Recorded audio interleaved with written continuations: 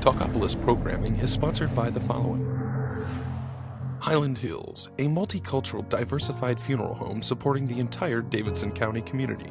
Visit our website at www.highlandhillsfuneralhome.com or call us at 615-650-5555.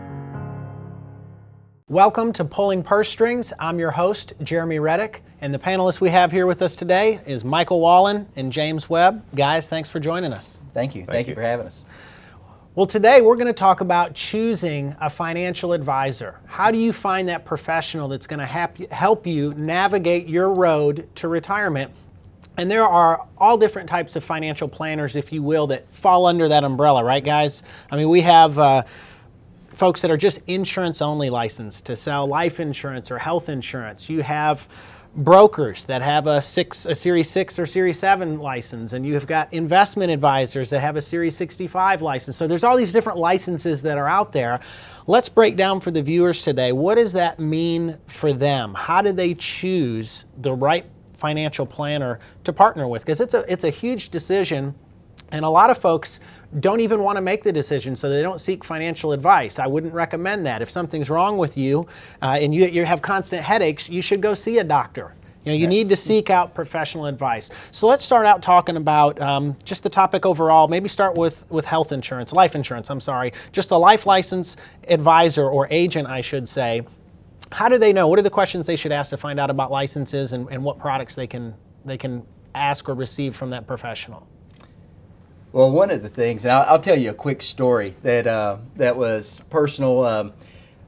About a year ago, I had went over to the barber shop and was sitting down in the chair, and the young lady that was going to be cutting my hair, I looked over and she had framed on her wall a certificate from the Tennessee Commerce Department.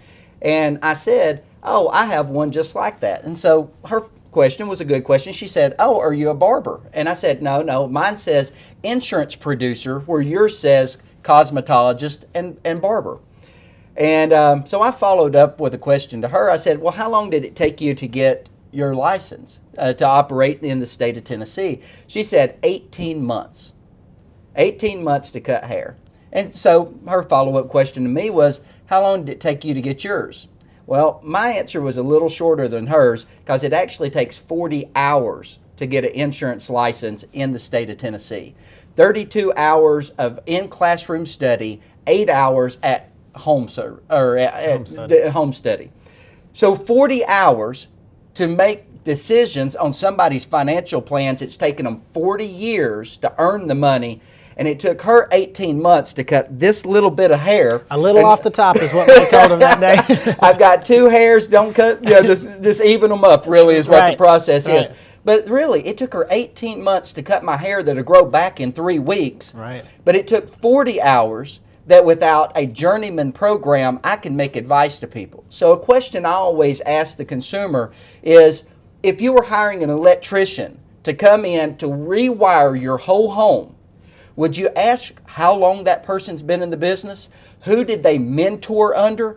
Or would you just allow a person that has some good ideas to come in and rewire one of the largest assets that you have?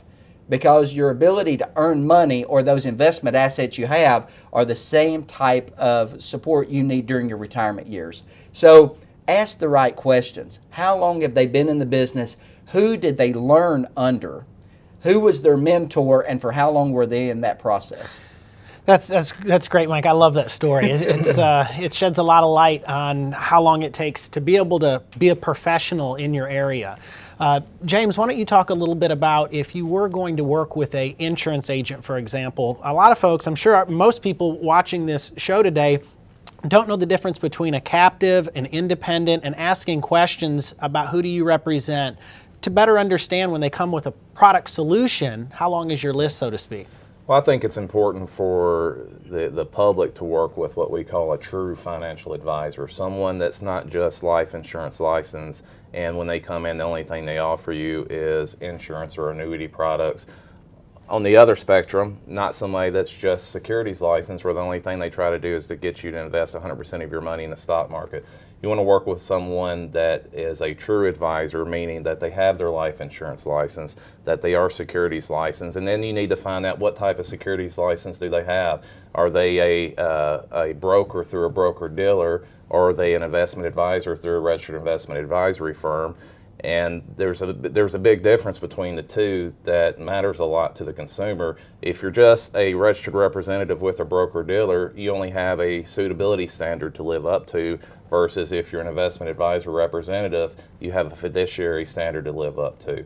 And the difference between that is when you look at a suitability standard, as long as a sale is suitable, then it's fine, right? On the fiduciary side, it has to be the best solution for that consumer in that given situation. So it's always better to work with someone that has a fiduciary requirement to work with you versus the sale just being suitable. Yeah, James brings up a great point, and that's something you should write down and you should ask your financial professional when they're giving you advice. Are they doing it under a suitability standard or a fiduciary standard? And you can look that up. You can search that on the internet. There's a lot of great information out there. And an example of that is if I sat down with you today, and let's say that it made sense based on your risk tolerance, time horizon, what your goals were, that we were going to invest in a specific mutual fund, right? Under the suitability standard, I could find a suitable mutual fund for you.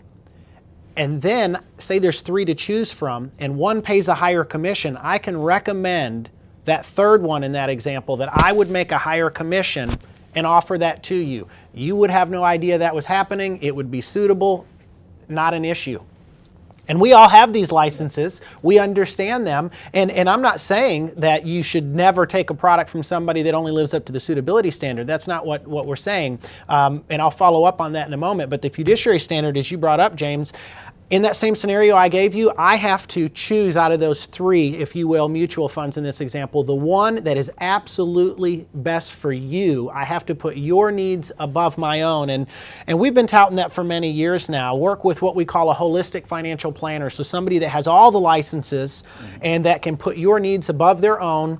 And it doesn't matter, offer life insurance, annuities, stocks, REITs, UITs, whatever it may be, to put a solid financial plan together for you. So what are some of the questions that you would share with the viewers today when they first sit down? What should I ask? How do I find out what licenses that you have, how long you've been in the business? I'm sure that the viewers would want to write down. What would you ask if you were sitting across the table? Before we get to that, though, I'd like to challenge the audience with this. A lot of people don't get to that point because they're comfortable, right? They've been working with the same advisor for many years. They're comfortable. So I always like to ask the question is, do you have enough confidence in your financial plan to get a second opinion? And meaning, even if you're happy with your current financial advisor, I think it's wise to meet with someone else to get a second opinion, because we're in an ever-changing economy. Products are changing. Tax laws are changing. Economic events are changing, so you want to make sure that your current financial advisor is changing with those times, staying educated on the different economic events going around the world, and making sure that the current plan that you have is the best for your given situation. That's a great point, James. I use the analogy to talk about that topic with clients and prospects and just at presentations all the time. And what I tell them, and I'll tell you today, is if you went to, say you went to the doctor and then went to a specialist, and that specialist told you that you needed to have a major surgery, would you just book the surgery right then and there? Or would you go and seek out a second opinion before you went under the knife, if you will? So you're talking about your finances. We're talking about your finances here. And your quality of life in retirement, or planning for that quality of life, it's a huge decision to make. So do get that second opinion and seek professional financial advice. If you're going it alone, you can go pay a fee or a certain dollar amount to get financial advice, and you can implement it on your own. But seek out that financial professional advice. One of the questions that I would tell the audience to communicate or to share with an advisor is, it's okay to be a sole practitioner, but do you collaborate with other professionals? Do you have a network of professionals that if you are designing a plan, Do you have advice coming in from a tax professional? Do you have advice coming in from the legal aspect? Do you have advice coming in for areas where you may not have expertise?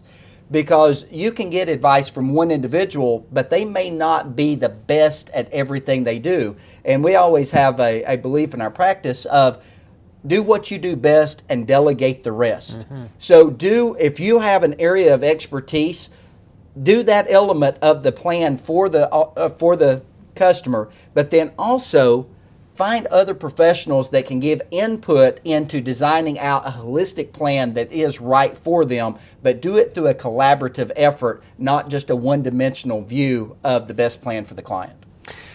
Great point. We like to tell our clients, and if you work with the right financial planner, you'll have what we call ourselves. We're the chief financial officer for our clients. We're their financial quarterback. We're spearheading their retirement. And if you're spearheading your own retirement, make sure that life insurance agent and that broker and that banker, that attorney, that CPA, that they're working together and putting the best financial plan they can together for you. So seek out that best advice, seek out financial advice from a professional. And as James shared with you, get a second opinion from time to time. There's nothing wrong with that, on getting a second opinion on your retirement. Thank you so much for joining us on Pulling Purse Strings. We'll see you next time.